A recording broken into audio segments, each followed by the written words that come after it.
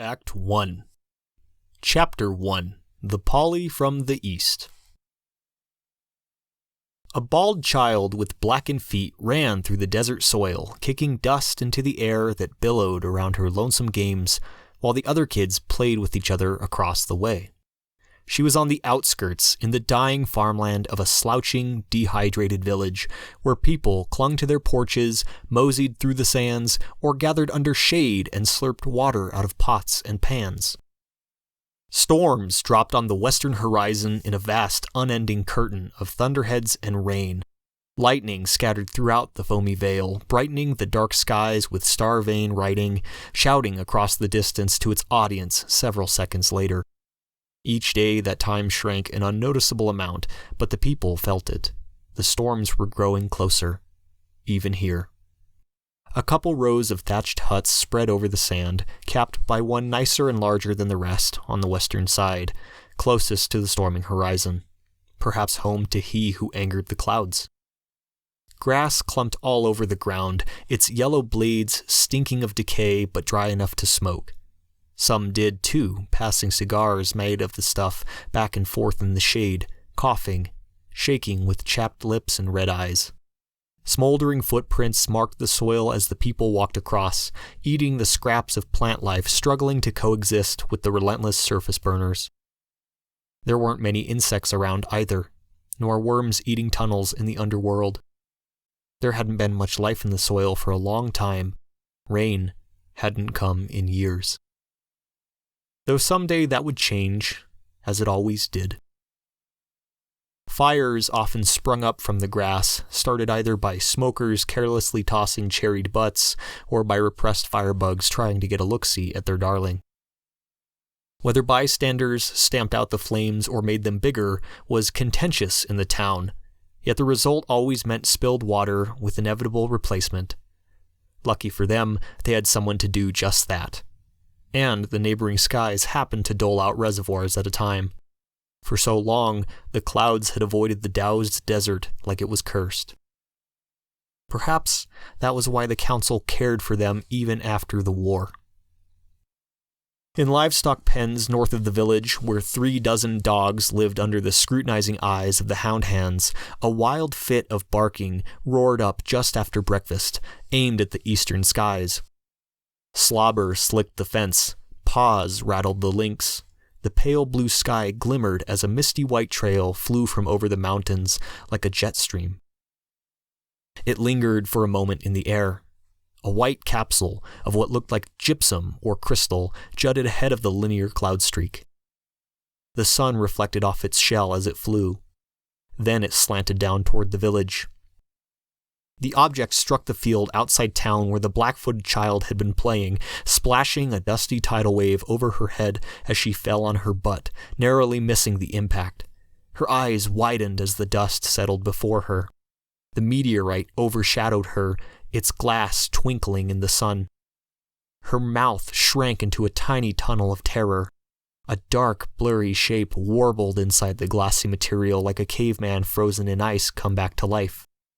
The shell cracked, belching steam. Her heart thumped at that. The splitting spread. A single crunch, then another. Then they multiplied, compounding and running into a violent explosion that shrapneled out thousands of pieces of glass. A gaunt, eager man with blown-back hair exploded from the center as Crystal fled away from him. The girl scrambled to her feet, dodging the shards as one landed near her hand and another scraped against her cheek. She kicked up dust in a sprint back to town to spread the news of the man who had almost killed her. The Sky Man's pale eyes scrolled over the evaporating landscape as the air cleared. He knelt, ragged suit pants wrinkling over his knee, and scooped up a handful of soil, its particulates blowing in the breeze. He scattered the ashes and started toward the village, considering his first words, especially if that brat had anything to say about him. He followed the dust trail into town, his feet sinking into powder, sucking a whiff into each boot, coating the bottoms and gritting between his toes. He groaned, wiggled his feet, sand scratching the skin and lodging under toenails. His back began to itch, as sweat dewed across his skin and puffed into steam. A magnetic veil gravitated around him. From the distance, he looked umbilical with a ghost, as if haunted by a storm. A commotion started in the village at the sight of him. The heat lay down twice as hard with the coat clinging to his arms. He slipped it off with another groan and folded it over his shoulder, rolling up his sleeves too. The white shirt had turned nearly transparent as the sun milked him of his water. His face had already dried out and stretched pores so far that his skin felt like it would crack. He pushed forward, motivated by the shade, sparse as it was, ahead of him. He came to the edge of town with an imitated confidence puffing up his chest. Before he crossed the invisible threshold and introduced himself to the place, a couple guys stepped out from the hut closest to him and hurried over to meet him. One held a hand over his eyes, squinting through the harsh daylight. The other stayed back, watching him with wide, paranoid peepers. "Hold up, Polly," the man said. He was draped in a gray cloth like a peasant. "You got a good reason for being here, I take it." The Skyman stopped and eyed the extended palm for any signs of aggression. Wasn't much texture left on it, like the hot sand had taken it away for doing too many push-ups. "You got a lot of talking to do before I get antsy and have Helga blow a hole through ya, Polly. And old Rame over that way don't take kindly to newcomers either, especially when you're totin' clouds on your tail like that. And why you come during tragedy?" The Sky Man placed a hand on his chest and bowed. "I am Counselor Marlowe, a friend of Titanus. I offer my deepest condolences in this time of grief for both our people. If he meant half to you of what he meant to us, then our despair is not so different. I wish I were here under better circumstances, but our cooperation with the Doused must remain stable, even in the light of such, as you put it, tragic times. Council sent me as your new ambassador to provide support, ward off pyros, that sort of thing. Titanus was our only ambassador, at least since Hef spoke anything of it to your king. Why they send in another one and so soon at that? Bit disrespectful, if you ask me. I didn't make the rules. I'm just following them." He looked around the men. "Look, might I speak with someone who's in charge? Again, it's of great concern to the throne that your kind have a stable link to civilization." "Our kind?" The man's eyes flared like the guy's behind him. "What do you mean by that, Polly? Some mangy insult of our lifestyle, I'd wager. Just like all the others living out there unattached to your hoity-and-moity council. All they are is beasts, yeah?" "Pfft, council of what, if you got a king? Just like the name of fairness. That it?" By your kind, I meant the phenomena in the Doused land, why the storms do not come here. Your kind makes it different here for some reason. That's all I meant." He put his hands down. "And we counselors are the ones who carry out our people's will through destruction of the storms. It's all quite democratic, I assure you. And we're not a monarchy, if that's what you're thinking." "Not a monarchy.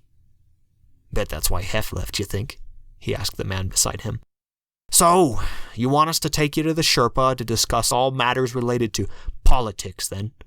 Care nothing for us lowly beasties? Only respect the top to talk, huh?" "That's right," he pointed down the street. "Well, yes, I do care about you. That's not what I meant. I mean, I care about you, not as beasts, but as people." The men started down between the huts, leaving Marlowe lagging behind as his words trailed off. He caught up to them. "If you really want to care about us beasties, Polly, you can start by looking and noting some of them things we're lacking at the moment since Titanus left for good. Take a close eye at our ways of life. Council's a bit nicer and greener, I'd imagine you'd think, but it made you Pollys, so how good can it really be, huh? Ambassador Titanus, though, he made our ways of life better during his service to us. Unfortunately, a future for Doused seems bleak. Can you even lift a thing half your weight with them arms? Even able to take on a single pyro and win?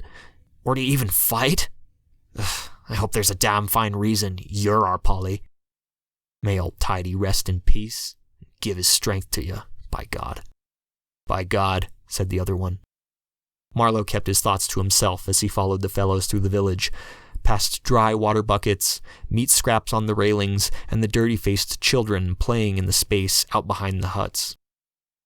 They were like the kids back home, he thought, the way they laughed and shrieked when they touched one another.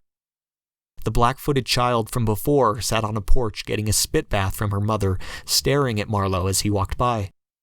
Her bald head shone in the sun as she winced at the red on her cheek. She looked and played like one of the boys in the back, but her face was softer, filled with some wisdom the others lacked in their early age. Precocious was the word, Marlowe thought, as he glimpsed pieces of himself in her careful, watching eyes. What was her home life like? Why was she so patient with the rough rubbing thumbs of her mother's spit-driven finger painting? Did she have a father, he wondered? Or perhaps he had gone, left without a word or reason. The screaming kids yanked him out of his mind, soon overblown with the howls of hounds, rattling chain fencing, clockwork fires crackling, and people muttering from their porches about the new Polly Twig in town who said he was here to replace the irreplaceable. The council had royally screwed them this time, they said. He kept walking and tried his best to ignore the gossip. His whole life had prepared him for this, and no wet brain was going to get under his skin on his first day.